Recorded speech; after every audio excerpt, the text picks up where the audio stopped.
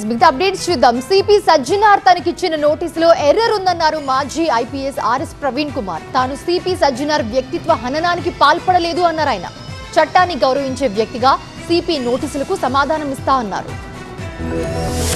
సజ్జనార్ గారికి ఈ సిట్టును లీడ్ చేసి ఈ ట్యాపింగ్ వ్యవహారాన్ని విచారించే నైతిక అర్హత ఆయనకు లేదు, ఆయన ఎలిజిబుల్ కాదు. ఫోన్ ట్యాపింగ్ కేసుపై మాట్లాడుతూ బీఆర్ఎస్ నేత ఆర్ఎస్ ప్రవీణ్ కుమార్ చేసిన ఈ వ్యాఖ్యలపై సిపి సజ్జనార్ ఫైర్ అయ్యారు. సిట్ చీఫ్ ప్రతిష్టను దిగజార్చేలా వ్యాఖ్యలు చేశారంటూ ఆర్ఎస్ ప్రవీణ్ కుమార్ కు నోటీసులు ఇచ్చారు సిపి సజ్జనార్. నిర్ణీత గడువులోగా సమాధానం ఇవ్వకపోతే క్రిమినల్ చర్యలు తప్పవన్నారు. అయితే సిపి నోటీసులపై వివరణ ఇచ్చేందుకు తాను సిద్ధమన్నారు ఆర్ఎస్ ప్రవీణ్ కుమార్. తన దగ్గర ఉన్న ఆధారాలను సమర్పిస్తా అన్నారు. ఆ తర్వాత మీ ఇష్టమన్నది చేసుకోవచ్చంటూ ట్వీట్ చేశారు ప్రవీణ్ కుమార్. తాను సజ్జనార్ వ్యక్తిత్వ హననానికి పాల్పడలేదన్నారు మాజీ పోలీస్ ప్రవీణ్ కుమార్. తనది ఆ సంస్కృతి కాదన్నారు.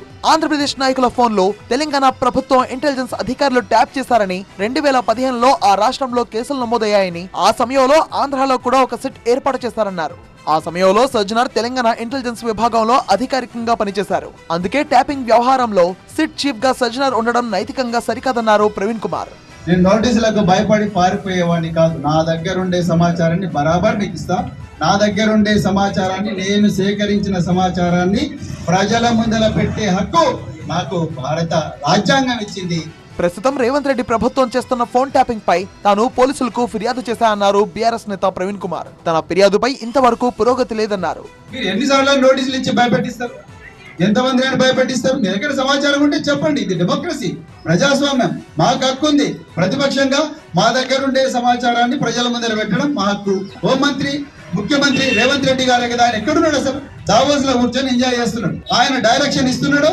ఇక్కడ పోలీస్ అధికారులు పావులుగా మారి చేస్తా ఉన్నారు. దాన్ని మేము పూర్తిగా ఖండిస్తున్నాము.